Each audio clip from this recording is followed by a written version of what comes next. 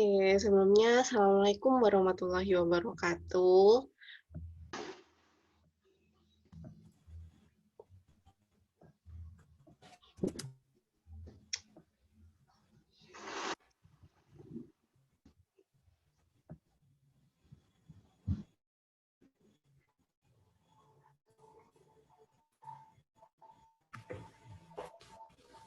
Silakan Winda, gimana, apa ada kendala? Atau perlu aku take over? Maaf Kak, ini sinyal saya kurang bagus nih. Tapi kalau sekarang kira-kira suara saya udah terdengar belum ya? Halo? Udah kedengar.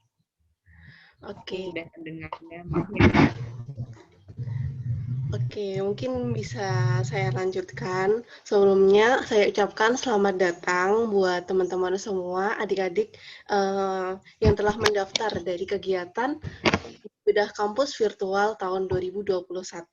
Dan terima kasih kepada kakak-kakak pengisi BOR dari berbagai macam jurusan dan universitas.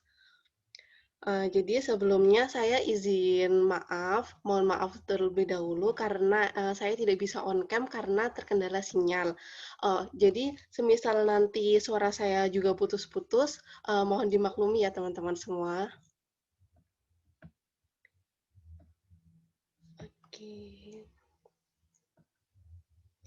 Oke, jadi saya izin perkenalan terlebih dahulu. Salam kenal teman-teman semua, saya Winda Miranti, saya mahasiswa dari Universitas Diponegoro dari jurusan Ilmu Ekonomi. Dan untuk kepengurusan tahun ini, Alhamdulillah bisa join di kepengurusan Rumah Cendekia Boyolali, dan untuk saat ini diamanai sebagai moderator dari BOR.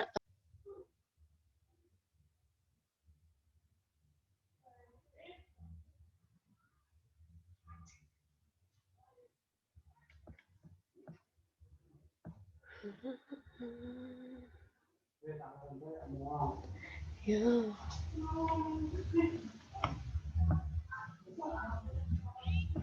Halo Kak Winda.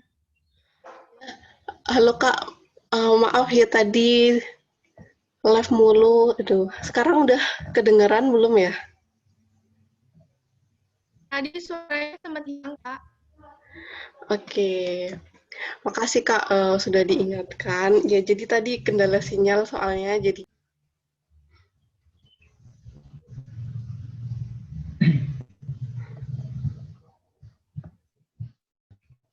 Halo Kak Winda.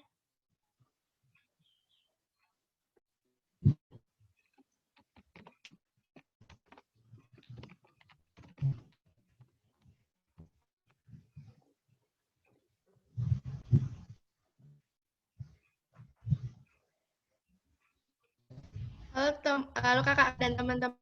Maaf tadi ada kesalahan dari sinyalnya Winda agak kurang stabil. Jadi kita mulai saja sekarang dari kakak-kakak semua dan teman-teman.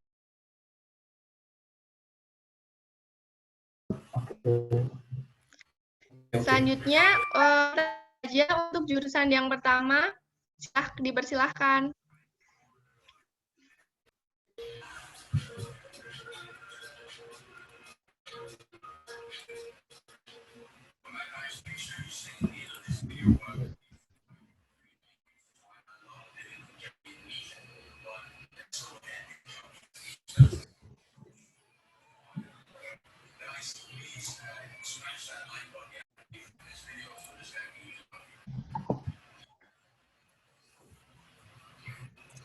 Kalau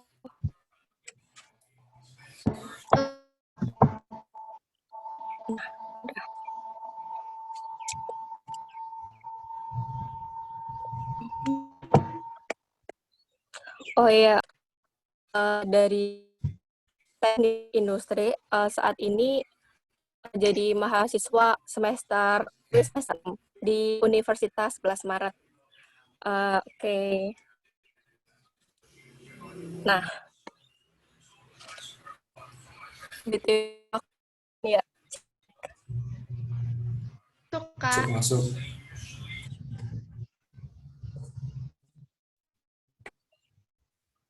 Oke.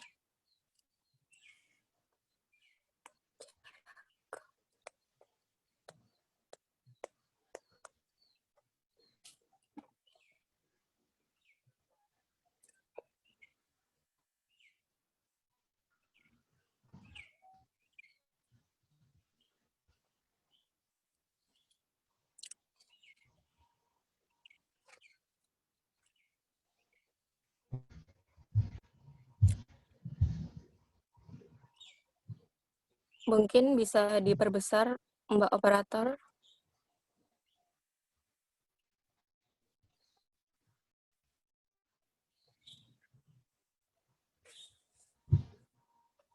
Dimasukin anjir.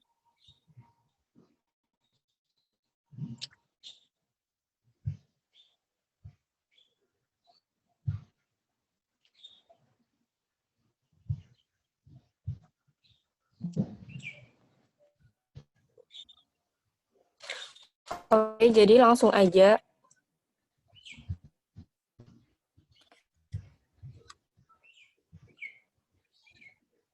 Ini emang line-nya nggak.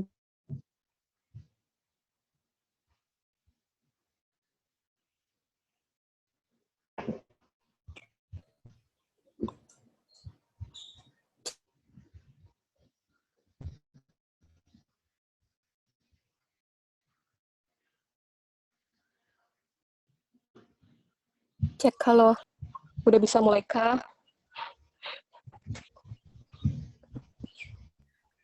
Sudah, Kak. Sebentar. Mungkin Kak Fahnya baru sinyalnya kurang.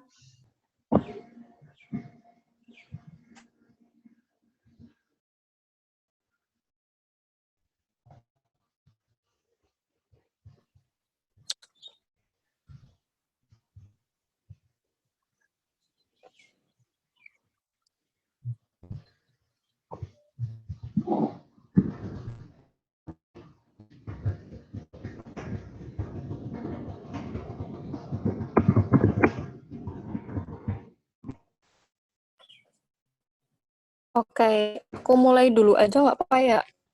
Tidak apa-apa, Kak. Tanpa share screen.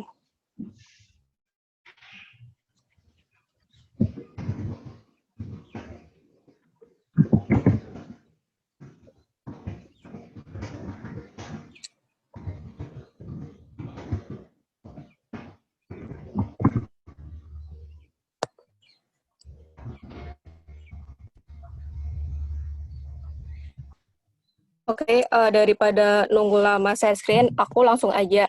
Oke, di sini aku bakal sharing terkait prodi teknik.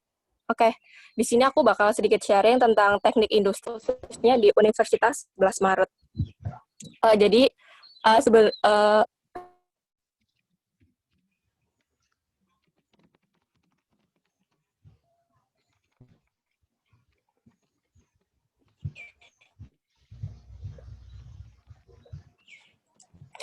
Jadi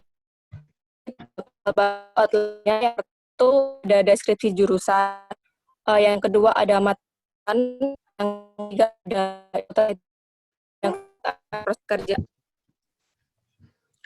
Nah, oke, next slide aja ya.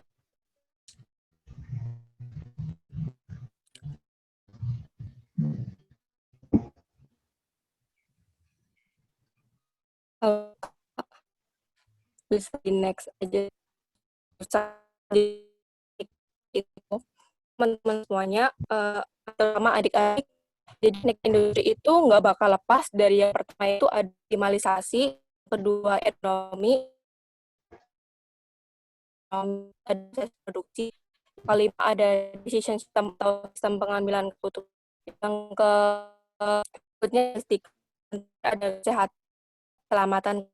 Nah, secara umum, aku kutip dari rencanamu.id, jadi teknik industri itu merupakan disiplin keilmuan yang belajar berbagai ilmu. Misalnya, nah kita juga belajar teknik mesin, tapi hanya dasarnya aja gitu. Next, bisa dilanjut. Oke, lanjut ke bidang peminatannya. Jadi di teknik industri khususnya di Universitas 11 Maret kita punya 6 bidang peminatan. Yang pertama ada stock based atau sistem plot dan bisnis, dua ada perencanaan dan peran produksi atau dikenal dengan P3. Kemudian ada perancangan sistem kerja dan ergonomi atau biasa dikenal dengan APK. Kemudian ada perancangan dan optimasi sistem industri atau biasa dikenal dengan POSI, sistem kualitas, sistem produksi. Nah, jadi di masing-masing bidang peminatan ini kita punya masing-masing punya laboratorium sendiri, di mana laboratorium itu akan digunakan sebagai tempat untuk diskusi dan untuk praktikum sendiri gitu. Bisa dilanjut.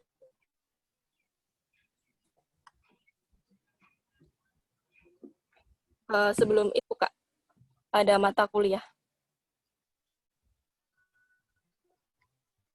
Nah, oke, kita bahas tentang mata kuliah di teknik industri. Mbak, kalau masuk teknik industri kita bakal belajar apa sih gitu? Nah, oke. Di sini aku kelompokin jadi 4. Yang pertama itu di tahun pertama kita bakal ada PPTI 3 dan 4. Sebagai goalnya itu di semester 7 depan kita bakal tugas. Jadi di antara semester 6 dan semester 7 kita bakal ada yang namanya kerja praktik dan kuliah kerja nyata. Jadi kerja praktik itu macam magang, kita nyari sendiri itu. Dan buat KKN-nya kita ada 2. Yang pertama ada KKN diri, yang kedua ada KKN yang emang tuh ikut program dari universitas. Bisa dilihat sama yang kedua ada BEM DMAF, yang ketiga UKM, dan yang keempat ada komunitas. HMTI itu apa gitu? HMTI itu adalah himpunan mahasiswa teknik industri. Jadi buat isi aja tiap jurusan itu pasti punya himpunan masing-masing gitu. Ada BEM dan DMAF. Terus ada UKM, unit kegiatan mahasiswa. Nah, UKM ini itu sifatnya nggak wajib, tapi lebih baik ikut. Nah, di UKM ini juga bakal ada UKM yang dia itu tingkat fakultas, ada UKM dia tingkatnya universitas. Itu ada prodi teknik industri. Teknik industri UNS, kita punya komunitas. Yang pertama ada FIE. FIE ini fokus ke bidang musik-musik. Terus ada Ketan Ireng, ini tuh fokusnya ke tari saman. Terus ini Sonic ini buat yang emang kepengen jadi penyiar radio yang suka nge-vlog. Terus Divo buat yang motret fotografi. Terus Kings ini tuh macam komunitas arak-arakan teknik industri gitu. Bisa next.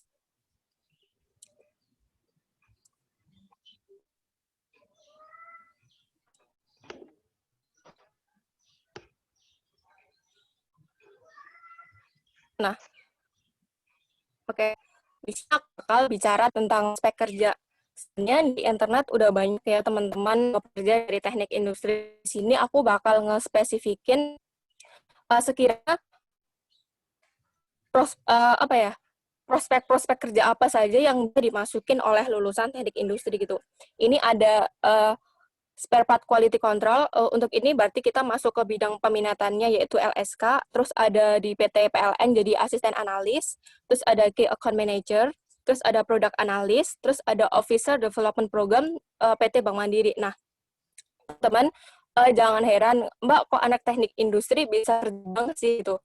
Karena di teknik industri balik lagi kita belajar tentang bukuan teman-teman. Kita belajar dari yang gimana cara bikin buku besarnya, kita belajar, dan kita belajar analisis dan estimasi biaya gitu. Jadi alternatif, mana sih alternatif yang emang itu paling baik gitu. Ada manajemen. Nah, ini tuh biasanya fresh graduate di teknik industri itu paling suka ambil manajemen trainer. Kenapa? Karena MT ini merupakan semacam jalur akselerasi untuk jadi seorang manajer gitu. Terus ada asisten manager, ada purchase specialist, ada supply chain management. Nah, supply chain atau rantai pasok ini merupakan ciri khasnya anak teknik industri. Karena apa? Karena di teknik industri kita bakal belajar sistem transportasi atau supply chain rantai pasok itu sendiri, teman. Oke, next ke bisa dan nggak apa-apa. Nah, ini FAQ. Ini tuh beberapa pertanyaan yang aku tanyain saat aku di posisi kalian, yaitu di kelas 3 SMA. Terus, jadi yang pertama itu ada jalur MATI apa aja sih gitu. Oke, jadi di teknik di Universitas 11 Maret, seperti universitas punya 3 jalur. Pertama ada SNMPTN, yang kedua ada SBMPTN, yang ketiga ada UM Mandiri. Nah, buat kuotanya masing-masing, kalau dari tahun lalu SBM itu ada 60, terus ada SN ada 33, dan sisanya itu diisi oleh anak mandiri gitu. Terus ada yang kedua, tips TI apa sih gitu. kalau dari aku sendiri, tips masuk rajin belajar aja sih gitu. Terus kalau udah masuk TI, tips apa Mbak gitu? Jadi kalau udah masuk TI, tips dari aku yang pertama, tingkatkan keingintahuan kalian. Terus yang kedua, harus kuat mental dan banyak relasi gitu. Yang ketiga, jangan cuma kuliah, ikut organisasi dan komunitas. Jadi kalau bisa jangan jadi tipe mahasiswa yang kuliah pulang kuliah pulang. Usahakan setelah perkuliahan selesai, kita itu punya kegiatan gitu ya. Terus yang ketiga, ada univ lain yang udah ada jurusan TI banyak banget. Ada ITS, ITB, UGM, Undip, UNS sendiri, terus UI, BINUS, UI, Gunadarma, Telkom, Andalas, dan masih banyak lagi teman-teman. Kalian bisa searching sendiri. Terus ada bedanya TI UNS sama TI Univ apa sih Mbak gitu. Nah ini itu ada kaitan jawabannya sama praktikumnya bagaimana. Jadi praktikumnya di teknik industri kita itu spesial teman-teman karena praktikum kita itu terintegrasi. Jadi praktikum di teknik industri itu terintegrasi dari PPTI 1, 2, 3, dan 4. Yang mana di PPTI 1 itu kita bakal belajar tentang desain dan verifikasi desain. Di PPTI 2-nya kita bakal produksi dan analisis sistem kerjanya. Terus di PPTI 3 merencanakan perbaikan sistem produksi. Dan di PPTI 4 kita bakal belajar tentang pemasaran dan analisis investasinya. Nah, ini aku bisa jawab bedanya TI UNS sama TI Univ lain. Salah satu keunikannya yaitu TI UNS itu kita punya sistem praktikum yang terintegrasi gitu loh. Jadi antara praktikum dari semester 3, 4, 5, 6 itu saling berkaitan satu sama lain gitu. Dan outputnya, kalau di TI UNS, kita itu punya outputnya yaitu kita benar-benar pure bikin kursi kuliah. Jadi kursi kuliah yang meja sama kursinya itu jadi satu gitu. Dan kita benar-benar produksi sendiri, kita bubut sendiri, sampai benar-benar jadi kursi, dikemas, dan kita bikin kemasannya sendiri gitu. Terus lanjut yang kelima, banyak praktik atau teori. Kalau menurut aku 50-50 sih. Teorinya ada, praktiknya juga ada gitu. Dan TI fokus belajar tentang apa? Sebenarnya TI itu intinya satu sih, produktivitas yang tinggi.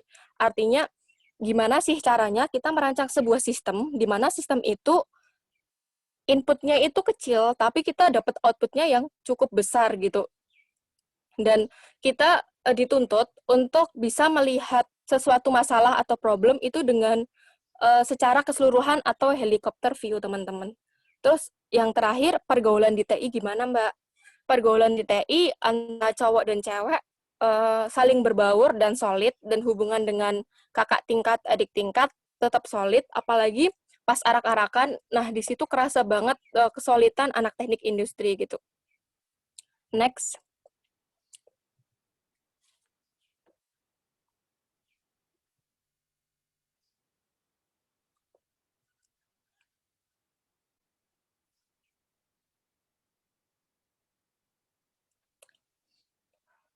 Nah, mungkin cukup itu aja dari aku buat yang masih bingung, Mbak, teknik industri gimana sih, Mbak? Mbak, gambaran kuliahnya gimana sih, Mbak? Kalian bisa langsung aja ceknya di IG-nya HMTI di @hmti_UNS. Di situ ada informasi-informasi terkait teknik industri dan bisa di webnya industri.ft.uns.ac.id. Sekian dari aku. Kalau ada salah kata, mohon maaf. Bisa dilanjut. Terima kasih.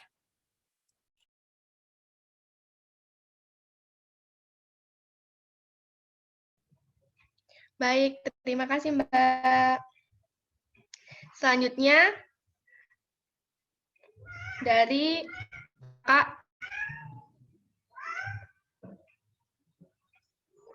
Kakak Teknik Kimia. Kami persilahkan, Kak. Ya, halo, Chat. Suaraku masuk ya? Masuk, Kak. Ini aku share screen sendiri aja ya. Baik, Kak. Udah muncul belum? Sudah. Oke, baik. Sebelumnya aku ingin perkenalan dulu. Halo teman-teman, kenalin nama aku Yunita Prilia, biasa dipanggil Yunita.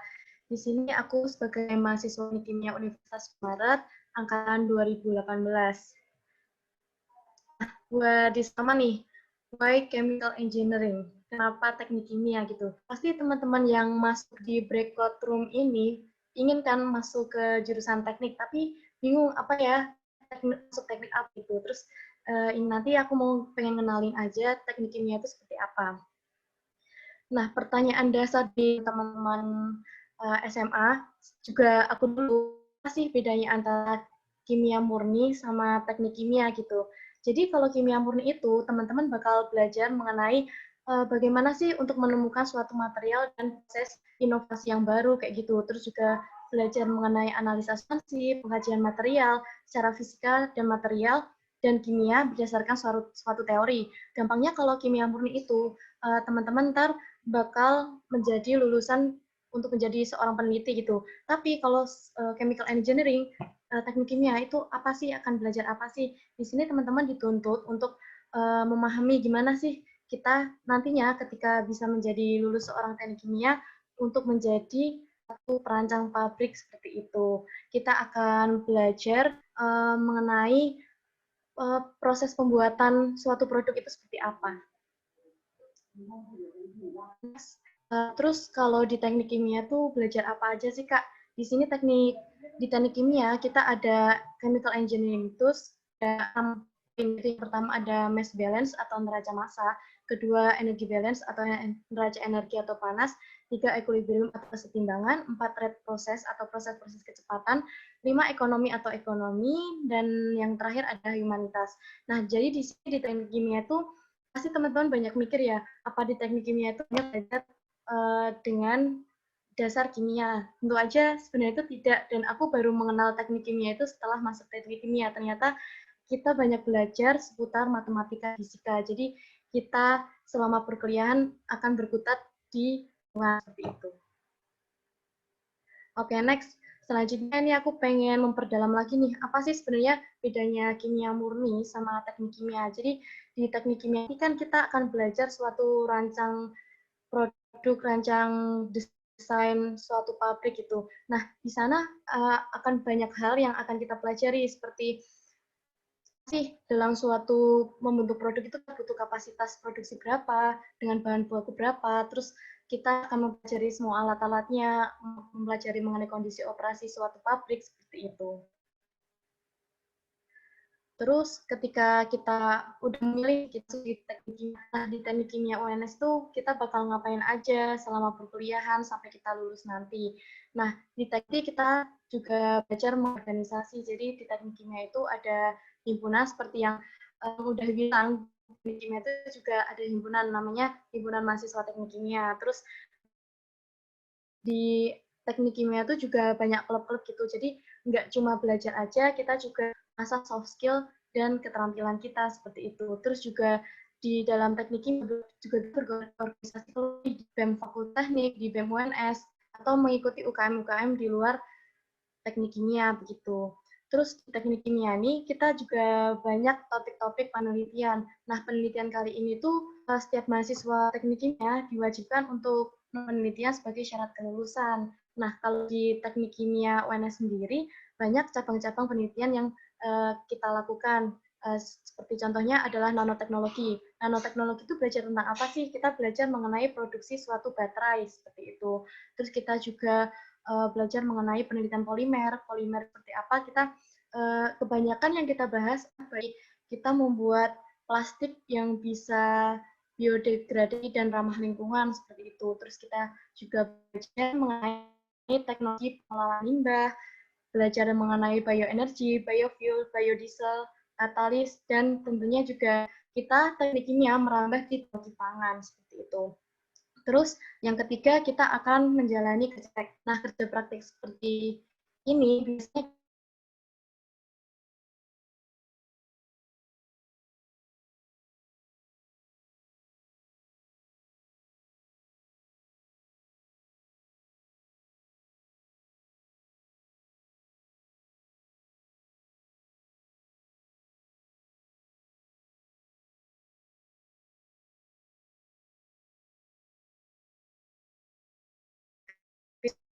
kimia kita bakal bisa kerja di mana aja gitu.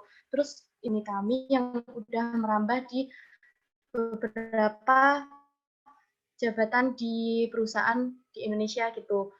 Untuk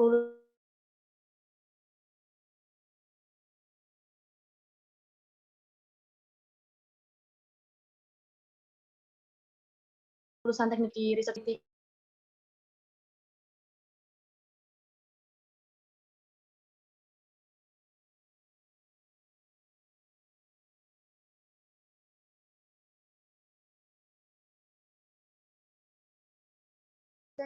maaf terputus ya.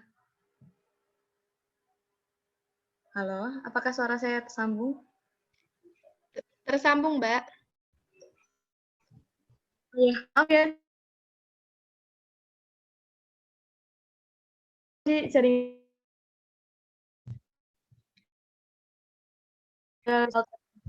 terus juga kita bisa masuk ke proses control engineer. Terus aja sih. Jadi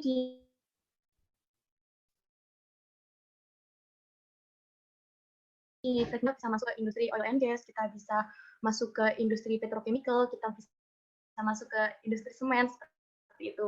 Nah, di sini ada beberapa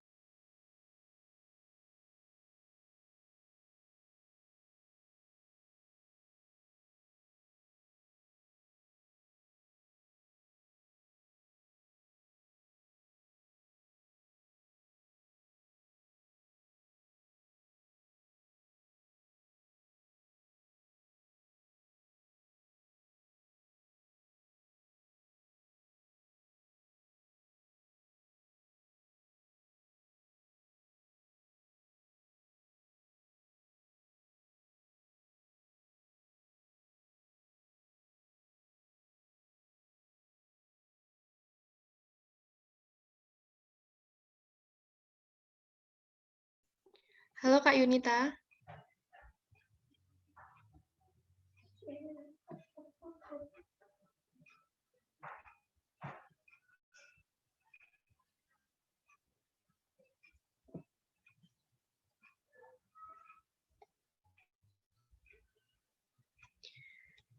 Mungkin ini Kak Yunita sedang gangguan sinyal kakak-kakak semua. Kita lanjut terlebih dahulu ke teknik fisika kepada Kak Iwan Arif Setiaji, kami persilahkan. Selamat pagi semuanya. Apakah suara saya terdengar dengan jelas? Selamat pagi Kak, terdengar Kak. Oke. Mungkin sebelumnya videonya bisa dimatiin terlebih dahulu ya, biar sinyalnya nggak terlalu berat gitu untuk mengangkat ininya jaringannya gitu. Baik Kak. Saya akan share screen sendiri aja.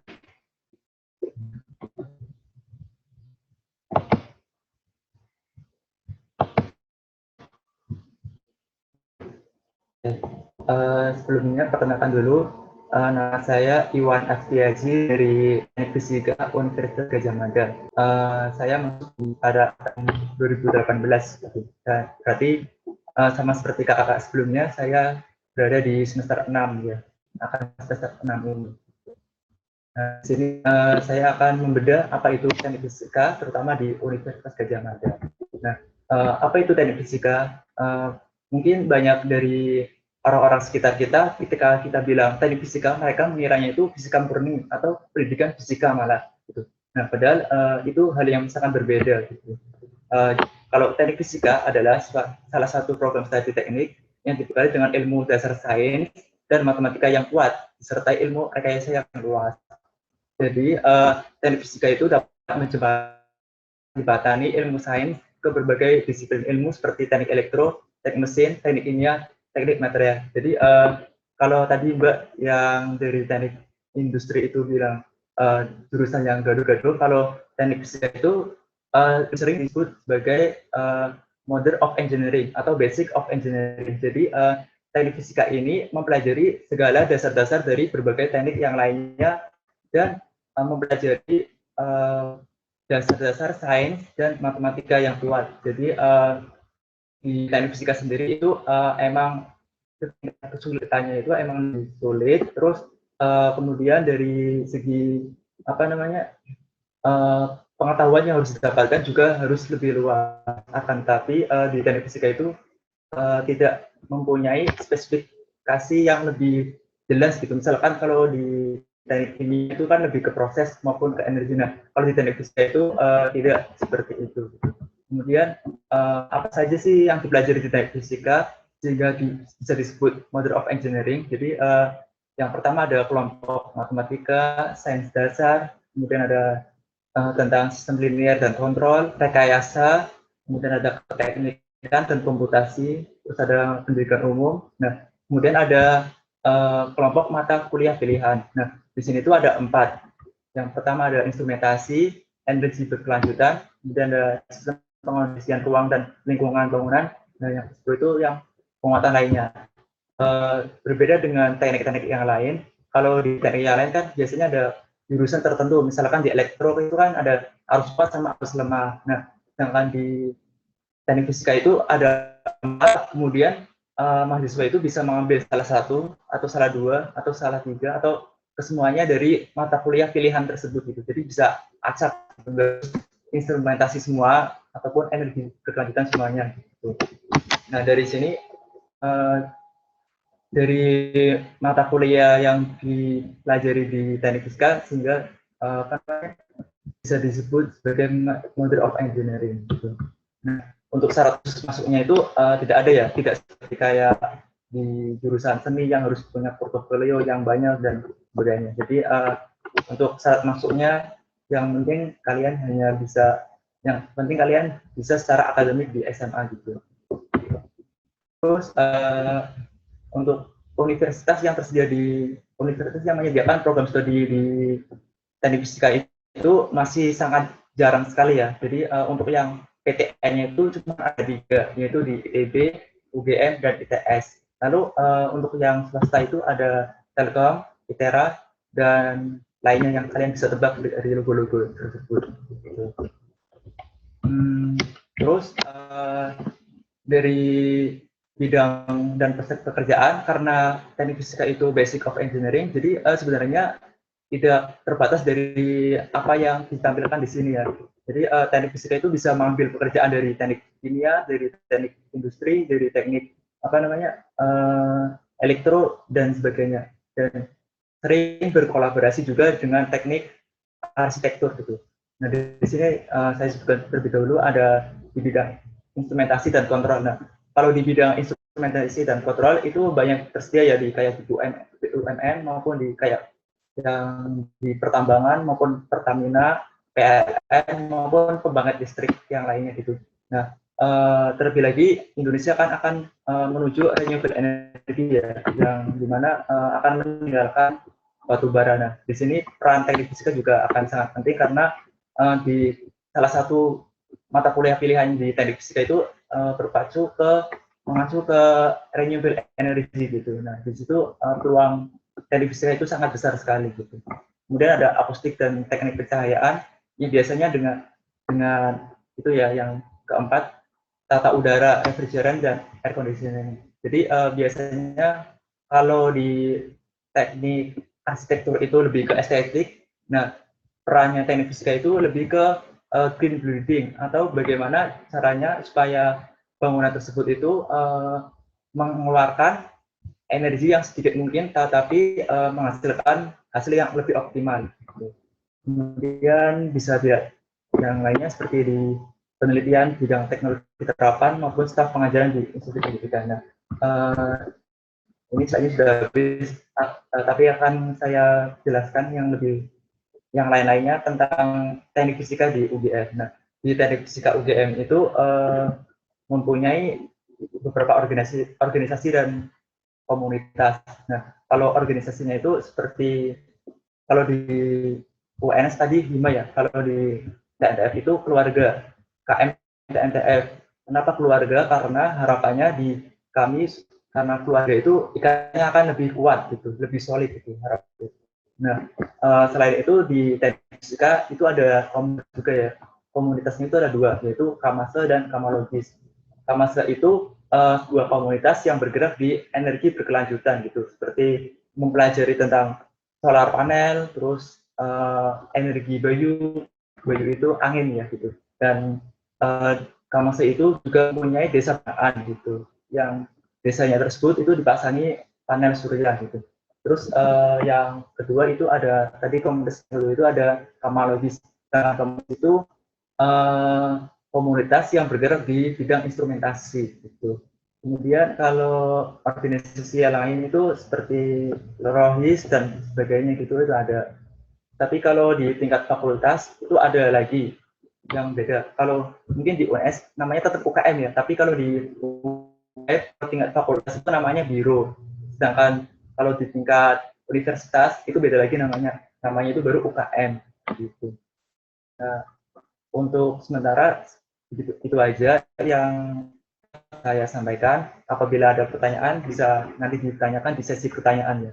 Kurang lebihnya mohon maaf. Assalamualaikum warahmatullahi wabarakatuh. Waalaikumsalam warahmatullahi wabarakatuh. Terima kasih banyak pada Kak Iwan Arif Setiaji. Selanjutnya dipersilahkan kepada Kak Zainal Arifin untuk memaparkan jurusan teknik mesin. Silahkan Kak.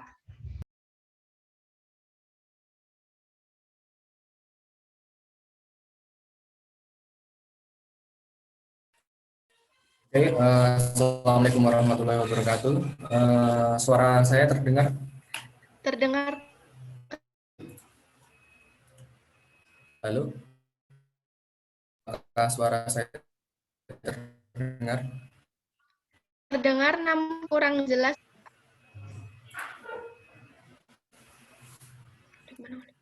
Oke. Ya, ini saya izin share screen sendiri aja ya. Baik, Kak. Oke, ya mungkin izin off cam kalau saya share. Apakah sudah terlihat? Sudah, Kak.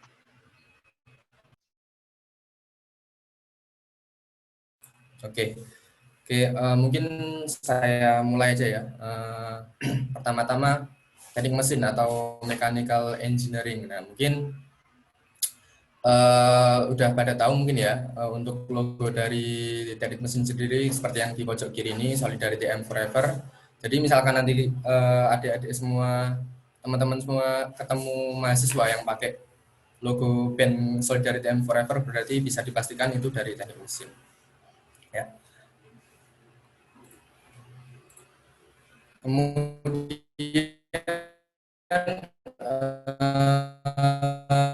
mungkin banyak yang bertanya-tanya sih teknik mesin itu apa, dan mungkin dari banyak yang belum tahu pasti ngiranya teknik mesin itu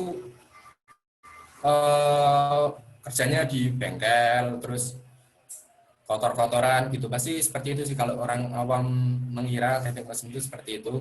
Namun sebenarnya itu kurang tepat gitu. Jadi teknik mesin itu masih sangat luas. Langsung aja kepada mesin itu sebenarnya adalah bidang studi yang mempelajari prinsip-prinsip ilmu fisika. Namun di sini kita nggak bikin rumus, tapi kita menerapkan rumus untuk diimplementasikan ke dalam yang pertama pembuatan desain sistem mekanik, dan yang kedua analisa dan perawatan mekanik, dan yang ketiga proses manufaktur di industri, yaitu meliputi proses fabrikasi, proses permesinan, dan proses inspeksi. Dan yang keempat yaitu konversi energi. Namun apa, terus analisa perawatan sistem mekanik itu apa, proses manufaktur itu kayak apa, pasti masih bingung kan ya. Nah, ini akan saya jelaskan di sistem mekanik itu adalah ini. Jadi di teknik mesin nanti kita kerjanya buat gambar dari suatu sistem mekanik atau suatu mesin lah ya gampangnya, sesuatu yang gerak. Kita nanti dibuat desainnya, dari desain ini kemudian nanti kita serahkan kepada operator untuk dibuat sebuah mesin yang seperti desain yang kita inginkan. Kemudian yang kedua adalah proses analisis dan perawatan mesin. Nah, di sini kita mungkin sebagai contoh di pesawat. Nah, dari pesawat itu setiap kali mau take off kan pasti membutuhkan proses pengecekan. Nah, di sini teknik mesin juga penting di bagian terbang lagi. Nah, kita harus mengecek, menganalisa apakah mesin itu masih benar-benar bagus atau tidak, layak terbang atau tidak, seperti itu. Nah, kemudian yang ketiga ada proses manufaktur. Nah, ini mungkin tahu apa? Ini adalah suatu proses milling atau mesin milling ya. Nah, ini membuat suatu komponen mesin. Nah, namun kita tidak jadi operator di sini. Kita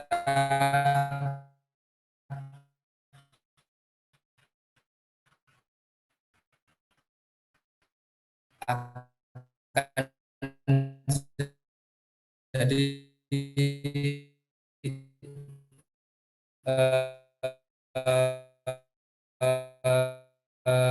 sesuatu mengontrol kualitas dari ada yang keempat ini gaji, di mana teknik mesin nanti kita bakal konversi energi. Nah, kan itu pertama kan energi di sana, energi kan dirubah menjadi energi listrik. Perubahan energi kinetik ke energi listrik itu akan dipelajari teknik mesin seperti itu melalui pembuatan turbin seperti itu. Nah, kemudian yang terakhir, nah mungkin ini sebagai gambaran juga bisa di material. Nah, tapi kita di sini tidak bikin material, cuma kita nanti mengecek bagaimana properties atau sifat-sifat dari suatu material, sifat mekanis material seperti daya tahan tariknya apa, seperti itu.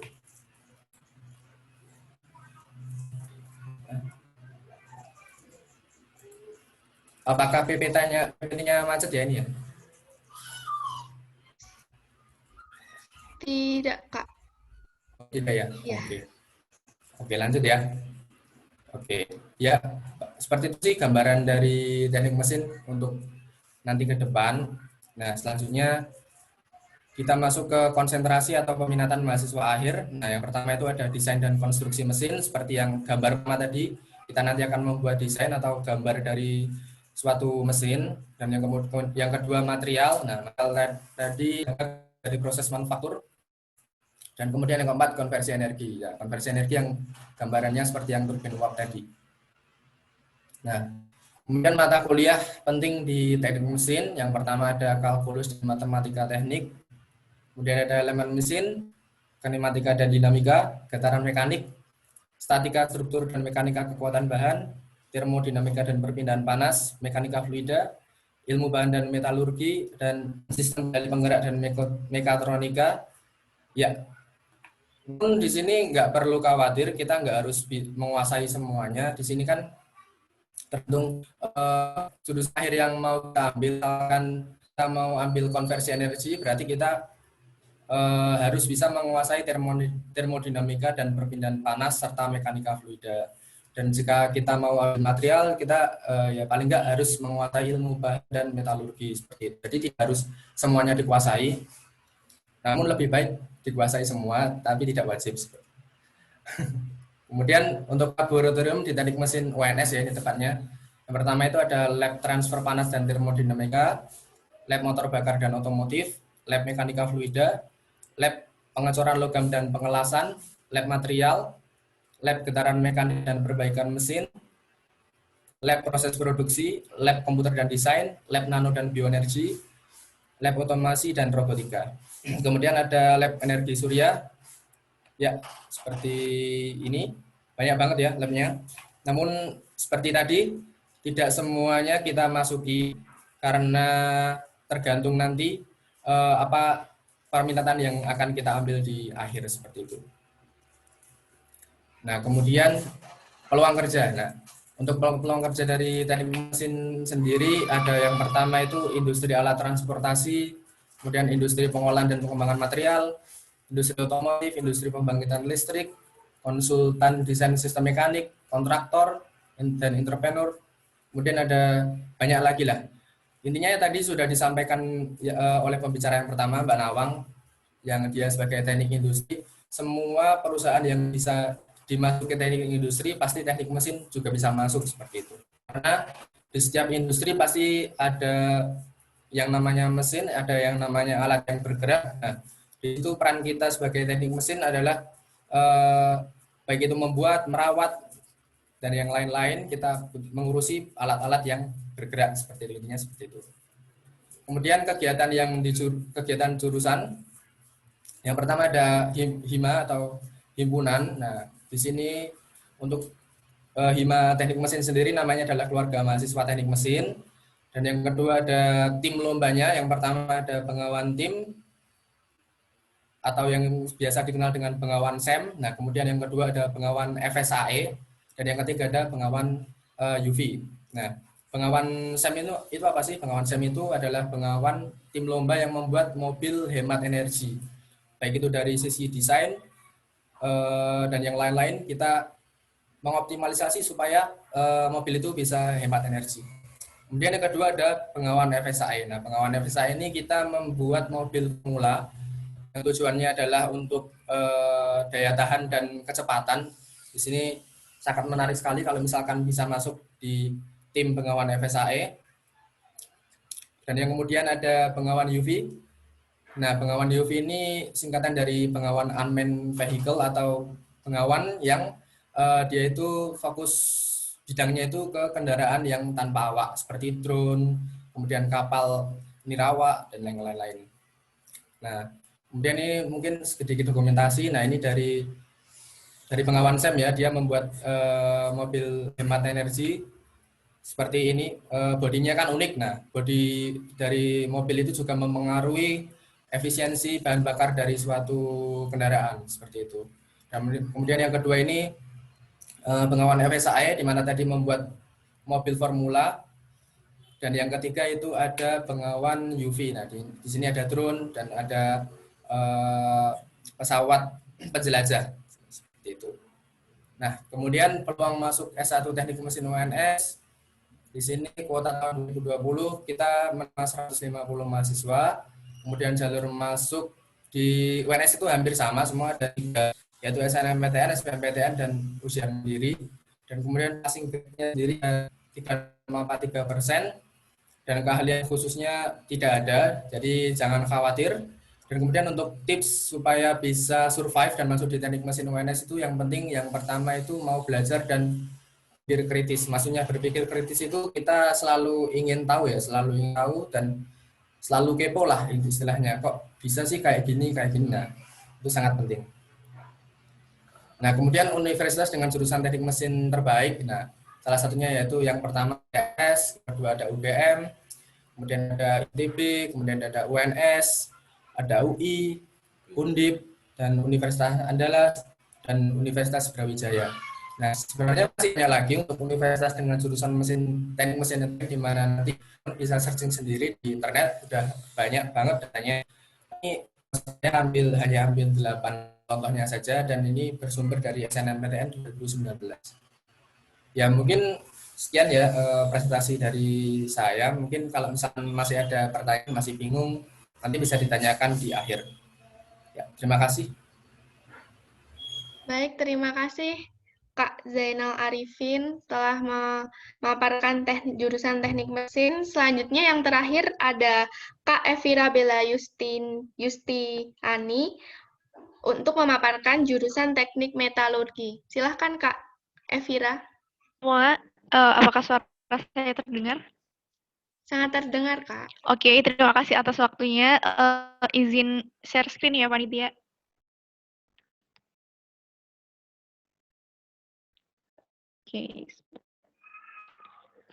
Oke, apakah share terlihat, teman? Sudah, Kak. Oke, selamat pagi teman semua. Perkenalkan, aku Evira Bella Yustiani dari Teknik Metalurgi, Institut Teknologi Bandung. Oke, di sini izin sharing tentang jurusan Teknik Metalurgi nih, teman-teman. Nah, pastinya kalian familiar banget ya dengan benda-benda kayak gini di sekitar kalian. Ada kayak peniti, sendok, mobil, kapal, pesawat. Nah, kalian ada nggak sih kalau sebagian besar dari penyusun alat ini adalah logam. Nah, di sini teknik metalurgi adalah mempelajari tentang bagaimana cara kita untuk di Indonesia untuk menjadi bahan-bahan yang bisa dimanfaatkan untuk alat-alat di 3 poin utama sih. 3 poin utama dalam ilmunya. Yang pertama itu ada pengolahan bahan galian. Pengolahan bahan galian ini tujuannya adalah untuk memisahkan material-material berharga dari pengotor-pengotornya. Karena kalau kita dapat barang tambang itu pastinya masih dalam bentuk seperti batuan ataupun senyawa-senyawa lainnya. Jadi dengan pengolahan bahan galian kita memisahkan si pengotor ini dengan material logam ataupun material berharganya. Nah, lalu ada namanya proses ekstraksi. Di proses ekstraksi ini kita bakal meningkatkan kadarnya. Biasanya kadar di alam itu kadar logam di alam tuh rendah di bawah 10%. Nah, dengan metode-metode ekstraksi ini ada metode pirometalurgi menggunakan piro pastinya api ya, panas-panas gitu. Terus ada juga hidrometalurgi menggunakan larutan-larutan kimia. Kita bisa menaikkan konsentrasi rendah menjadi konsentrasi yang tinggi hingga 99,90%. Oke, nextnya setelah logam-logam tadi diekstraksi menjadi konsentrat logam yang konsentrasinya tinggi, nah kita bakal mengolah logam-logam tersebut menjadi bahan baku dari benda-benda tadi, teman-teman. Jadi kita bisa proses dengan rolling ataupun lainnya, gitu. Oke, jadi untuk teknik metalurgi ini, universitas di Indonesia biasanya bergabung dengan teknik material, tapi untuk di Institut Teknologi Bandung, teknik metalurgi dipisah dengan teknik material. Nah, metalurgi kita akan belajar dengan waktu 144 SKS. Nah, ini yang saya share ini adalah dari semester 1 dan semester 2-nya aja ya, teman-teman. Jadi untuk semester selanjutnya, itu kalian bisa lihat aja di metalurgi.itb.ad.id itu mata-mata kuliah yang akan kalian pelajari di jurusan metalurgi. Biasanya seperti pirometalurgi, hidrometalurgi, lalu ada juga termodinamika, lalu ada kinetika juga, ada transformasi fasa, dan lain-lain. Gitu. Next. Nah, untuk tahun pertama di ITB, kalian akan masuk sebagai mahasiswa fakultas, bukan mahasiswa jurusan. Jadi untuk masuk ke jurusan metalurgi, kalian harus masuk dulu ke Fakultas Pertambangan dan Perminyakan Institut Teknologi Bandung. Nah, setelah tahun pertama ini, kalian akan mempelajari materi-materi dasar yang dipelajari oleh semua fakultas, seperti matematika dasar, kalkulus 1, kalkulus 2, fisika, kimia dasar, gitu. Nah, setelah selesai tahap persiapan bersama, maka kalian akan dijurusan ke minat kalian. Nah, untuk metalurgi itu masuknya ke Fakultas Pertambangan dan Perminyakan. Lalu di tahun ketiga nanti, kalian akan ada kuliah praktik, seperti magang ke industri-industri metalurgi yang ada di Indonesia. Nah, kuliah praktik ini merupakan salah satu ciri dari mahasiswa teknik, karena setiap mahasiswa teknik pasti ada kuliah praktiknya. Kalau mahasiswanya disebut kayak KKN gitu ya, teman-teman, kuliah kerja nyata gitu. Tapi kalau mahasiswa teknik pasti kuliah praktik. Oke, jadi di tahun keempat ada skripsi. Next. Ini perkenalan aja gedung teknik metalurgi di Institut Teknologi Bandung. Ada sekitar 6 lantai. Siapa tahu teman-teman ada yang pengen jalan-jalan ke sana, foto-foto setelah corona selesai. Nah, di teknik metalurgi ini bukan hanya mempelajari tentang teori-teori saja, tapi juga praktikum seperti pada umumnya. Nah, untuk lab-lab di teknik metalurgi ada lab pirometalurgi, lab hidrometalurgi, lalu ada juga lab karakterisasi bahan, lalu ada lab pengolahan bahan galian, dan juga lab batu bara. Nah, ini merupakan salah satu aktivitas praktikum yang dilaksanakan di lab pirometalurgi, yaitu ketika untuk proses ekstraksi menggunakan blast furnace pastinya. Nah, dosen dari teknik metalurgi, beliau namanya Bapak Zulfiadi Zulhan, yang terkenal selain di Indonesia juga cukup terkenal di luar negeri karena beliau merupakan ahli metalurgi besi baja. Nah, selain dapat hukum, kita juga biasanya membantu dosen untuk penelitian, menyelesaikan penelitiannya. Jadi ini merupakan salah satu penelitian dari Bapak Zulfiadi Zulhan di mana mengolah pasir besi. Pasir besi itu pasir pantai yang biasanya ada di daerah Kulon Progo, yang pasir pantai yang warnanya hitam, teman-teman, kalau kalian tahu. Nah, itu tuh mengandung besi. Karena besinya kadarnya sedikit, maka untuk saat ini masih sangat sulit untuk diproses. Oleh karena itu, diadakan penelitian untuk bisa memproses pasir besi tersebut dengan membentuk nugget-nugget besi seperti ini. Nah, untuk prospek teknik metodologi ini sangat luas sekali, bukan hanya tentang logam aja, tapi juga tentang batu bara, tentang pengolahan belerang, dan juga pengolahan material non-logam lainnya. Seperti yang kita tahu, Indonesia merupakan negara yang memiliki sumber daya mineral yang sangat banyak, namun sayang untuk saat ini kebanyakan sumber daya mineral kita diekspor ke luar negeri karena kita belum mampu untuk mengolahnya. Jadi prospek teknik metalurgi itu masih sangat besar dan juga masih sangat dibutuhkan ahli-ahli metalurgi di Indonesia. Oke, salah satu case-nya adalah negara Indonesia, seperti yang kalian tahu, itu merupakan salah satu negara dengan produsen nikel tertinggi ketiga di dunia. Namun sayangnya produsen nikel di Indonesia ini masih belum dapat dimanfaatkan di negeri sendiri, sehingga kebanyakan masih diimpor ke negara-negara lainnya, salah satunya Cina.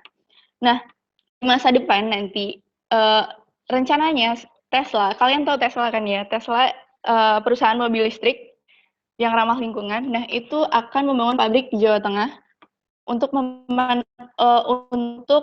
memproduksi baterai mobil listrik dari nikel gitu. Jadi untuk kedepannya prospek metalurgi Indonesia masih sangat luas sekali dan juga masih sangat butuh sekali ahli-ahli metalurgi di Indonesia. Nah, ini merupakan lulusan pekerjaan untuk lulusan teknik metalurgi seperti ada di industri pertambangan, industri ekstraksi dan peleburan logam, lalu ada logam bata, manufaktur, perminyakan, perdagangan, dan juga sebagai peneliti.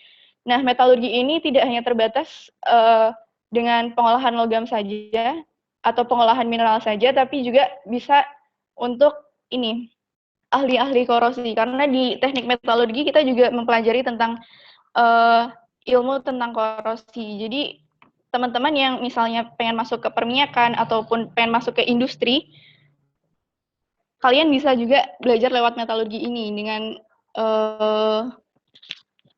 dengan ilmu korosi itu. Ini sharing ada di ITB, kalau di teknik metalurgi rentang nilainya sekitar 400.000 hingga 10 juta, tergantung dengan kemampuan mahasiswa.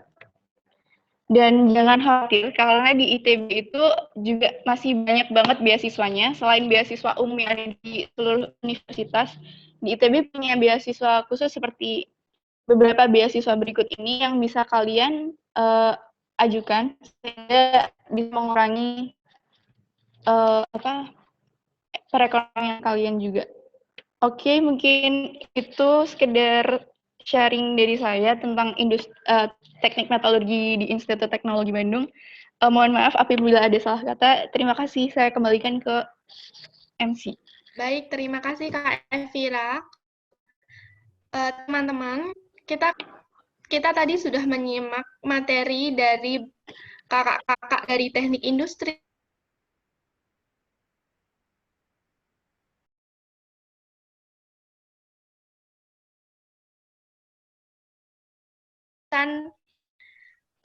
di BOR industri kali ini. Bisa langsung open mic atau bisa langsung chat di kolom chat.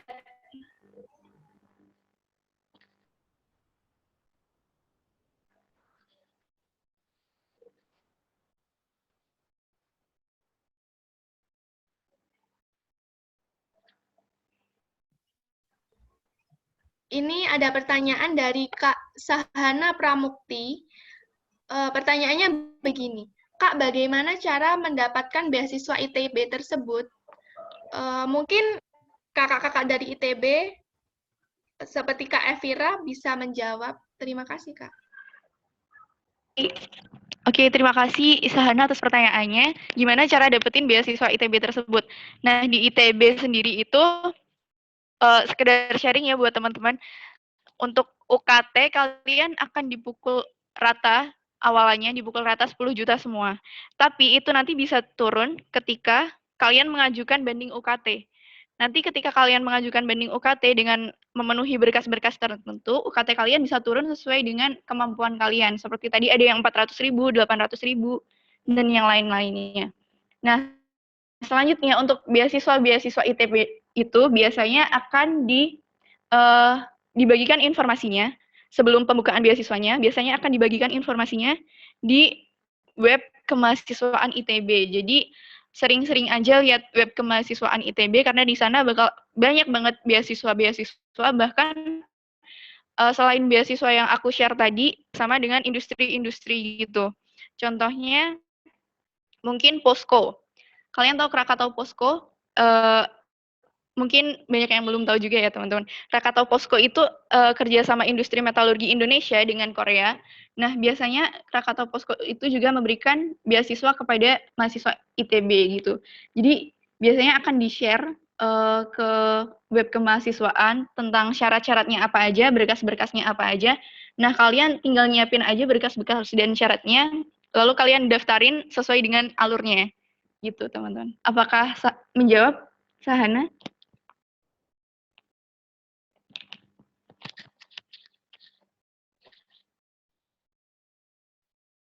Oke, Sahana, terima kasih. Baik, terima kasih Kak Evira atas jawabannya. Selanjutnya ada pertanyaan dari Kak Adito Wahyu. Pertanyaannya seperti ini. Kak, tips agar keterima di teknik kimia gimana sih? Dan apakah ikut organisasi di sekolah peluangnya besar? Mungkin ini yang bisa menjawab Kak Yunita di teknik kimia. Silakan. Ya, makasih Mas Adito atas pertanyaannya. Untuk tips gimana biar keterima di teknik kimia, sebenarnya apa ya kuncinya kan untuk masuk di teknik kimia UNS itu kan ada 3 jalur gitu kan ya, ada SNMPTN, SBMPTN, dan seleksi mandiri. Nah, kalau dulu itu aku kan alhamdulillah kan lewat SNMPTN kayak gitu. Jadi kalau buat SNMPTN itu sendiri kan tergantung strateginya kita masing-masing. Gimana sih kita melihat peluang di peluang persaingan antar sekolah kayak gitu. Terus kalau di SPM sendiri aku kurang ngerti sama di seleksi mandiri, jadi kayak passing grade atau gimana ya gitu. Mungkin nanti Adi tuh bisa hubungin aku, nggak apa-apa, nanti ya coba aku bantu cari untuk terakhir kali kemarin passing grade yang bisa masuk tuh. Terus apakah ikut organisasi di sekolah peluangnya lebih besar?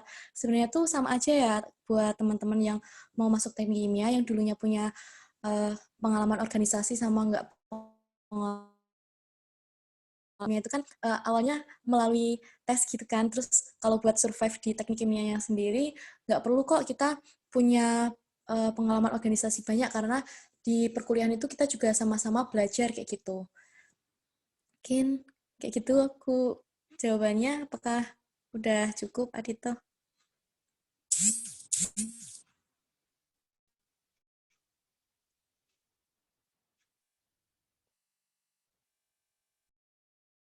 Iya, makasih.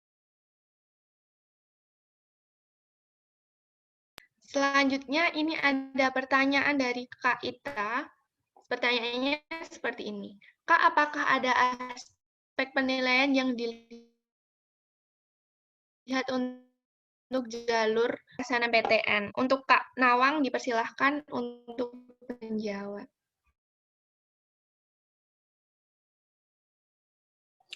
Cek, halo.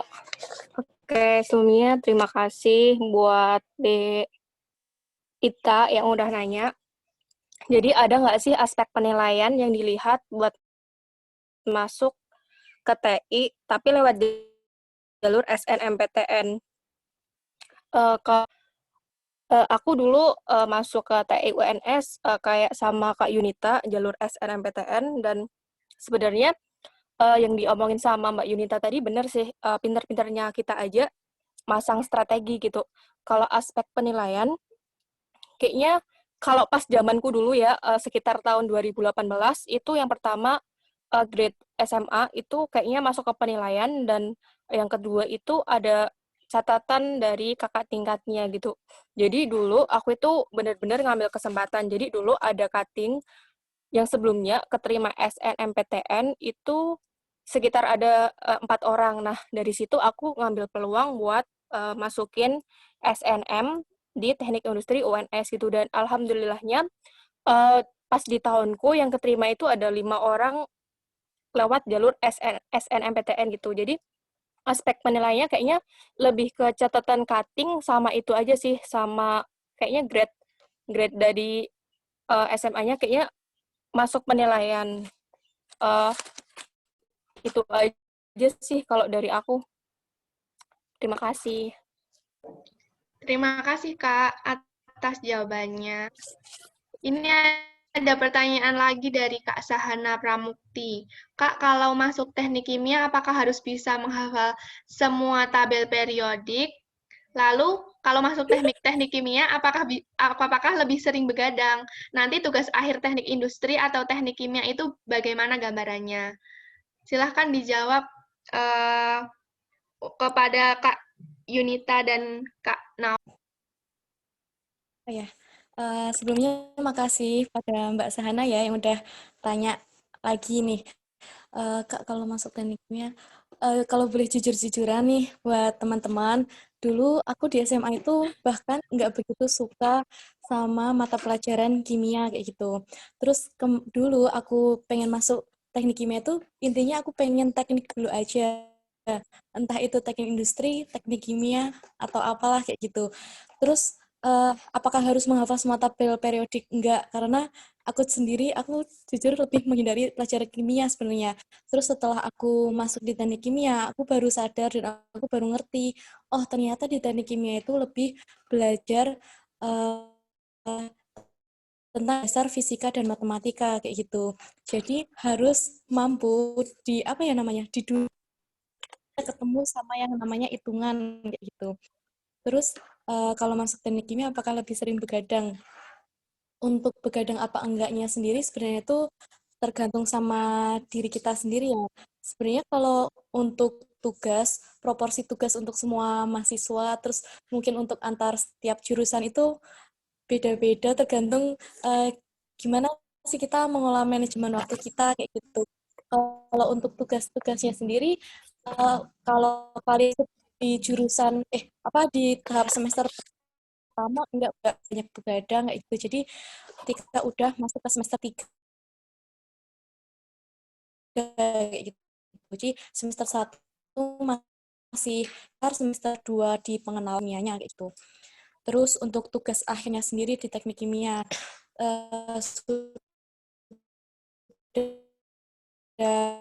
jadi kalau tugas akhirnya sendiri itu nanti kita ingin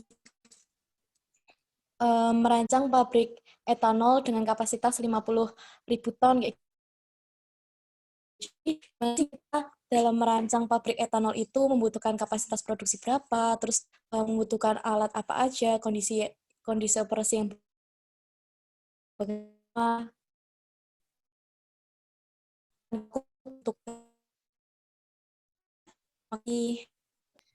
Terima kasih Kak. Mungkin Kak Nawang bisa menambahkan untuk teknik industri. Oke, jadi terima kasih dulu buat Dek Sahana Pramukti. Jadi Mbak, gambaran tugas akhir anak teknik industri gimana sih gitu?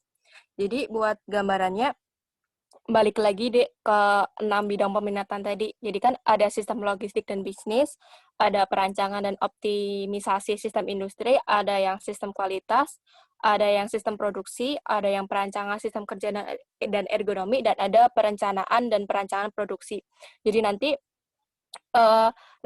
di semester 7-8 nanti kita bakal mulai menjurus ke skripsi. Nah, buat menjurus ke skripsi ini kita harus menjurus dulu ke mata kuliah pilihan, yang mana mata kuliah pilihan ini nanti diambil berdasarkan sama peminatan yang pengen kita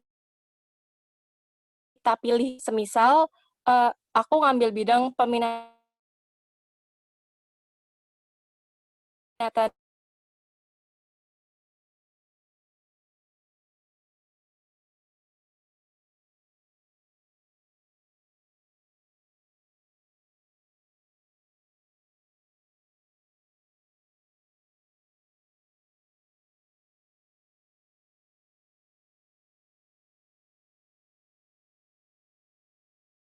balik lagi ke bidang peminatan yang kita pilih gitu. Itu sih dari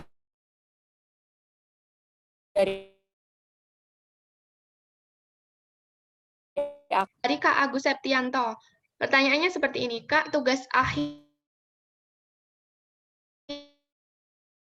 Kak Zainal Arifin bisa menjawab pertanyaannya. Silahkan, Kak. Oke, makasih atas pertanyaannya. Jadi untuk tugas akhir teknik mesin ya. Nah, dari kan tadi ada 4 penjurusan ya di teknik mesin, ada konversi energi, ada manufaktur, ada desain, ada material. Nah, itu nanti tergantung dari mahasiswa nanti mau milih yang mana dari keempat itu. Nah, turbin, misal turbin air gitu ya, kita buat prototipe dari suatu turbin. Nah, kita hitung bagaimana input air yang masuk dan kemudian output listrik yang dihasilkan. Nah, seperti itu. Apakah efektif atau tidak? Nah, mungkin seperti itu. Nah, terus kemudian untuk yang desain, nah kalau untuk yang desain itu kita nanti membuat suatu rancangan mesin. Nah, jadi nanti untuk desain ini kita istilahnya paling hemat biaya lah ya kalau untuk tugas akhir, karena kita hanya memanfaatkan software seperti AutoCAD, Fusion, dan SolidWorks atau software untuk menggambar teknik seperti itulah. Nah, kemudian untuk yang material, nah untuk material nanti contohnya mungkin ada material yang namanya itu material komposit. Nah, komposit itu material non logam ya, jadi bisa dari serabut kelapa atau apa. Nah, kita nanti bisa membuat material tersebut, kita merancang material tersebut, kemudian kita nanti melakukan pengetesan untuk sifat mekaniknya seperti kekuatan tariknya berapa, terus kemudian kekuatan tekannya berapa, seperti itu. Nah, kemudian yang terakhir untuk proses manufaktur. Nah, proses manufaktur ini nanti kita nanti bisa membuat suatu produk gitu ya dengan suatu alat manufaktur yang termutakhir gitu. Jadi misalkan kita mau membuat suatu produk dengan 3D printing, terus kemudian juga bisa nanti misalkan nggak mau membuat produk, mungkin kita bisa manufaktur bagaimana las yang baik, cacatnya apa, terus proses-proses di manufaktur. Seperti itu. Apakah menjawab? Bagaimana Kak Adito Wahyu? Maksud saya Kak Agus Septianto, apakah sudah menjawab pertanyaannya? Baik, ini ada pertanyaan terakhir dari Kak Adito Wahyu. Ini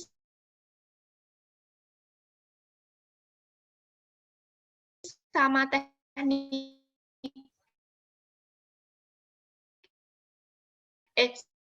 sama kimia juga.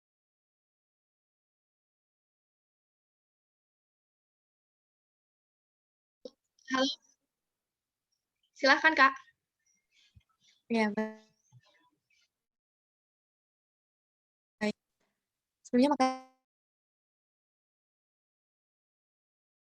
makasih pada Mas Adito yang udah tanya bagian teknik kimia organik. Sebenarnya aku kurang ngerti itu jurusan yang kayak gimana.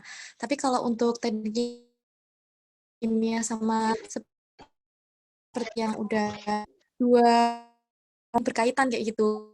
Akan tetapi bedanya di sini, kalau kimia kita kebanyakan akan berkecimpung dengan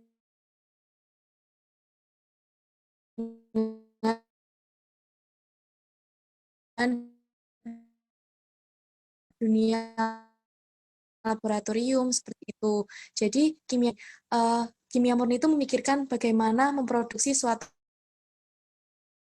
obat. Bagaimana sih kita atas temuan seorang kimia murni itu sebuah obat baru itu untuk diproduksi secara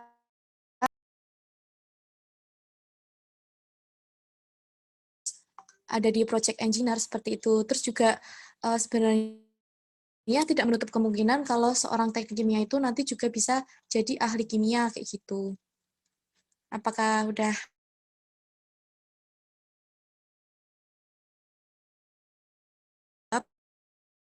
Mas Adito? Pertanyaannya.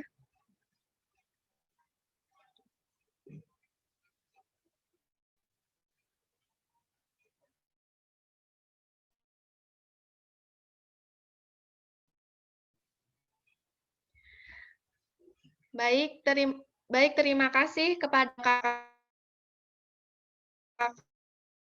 ini.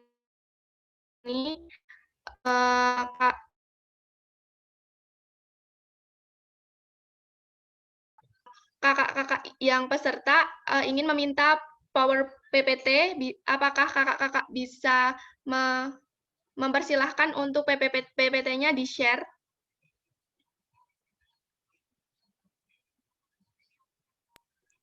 Iya, boleh, Kak. Silahkan aja. Baik, terima kasih, Kak. Sebelum saya tutup, boleh nggak, Kak, kalau foto bareng-bareng dulu buat dokumentasi?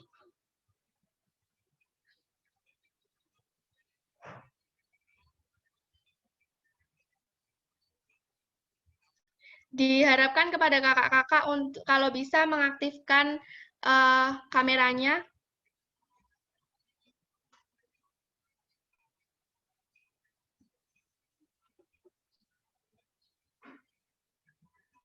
Baik, saya hitung ya, Kak. 1, 2, 3.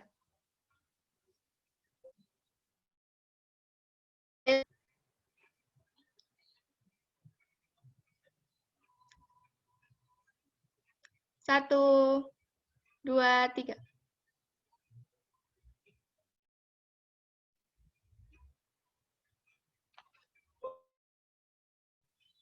Baik, sudah. Terima kasih kepada kakak-kakak semua. Mohon maaf dari kami panitia apabila banyak kesalahan. Semoga kita dapat bertemu di lain kesempatan. Terima kasih. Wassalamualaikum warahmatullahi wabarakatuh. Waalaikumsalam. Waalaikumsalam. Waalaikumsalam warahmatullahi wabarakatuh.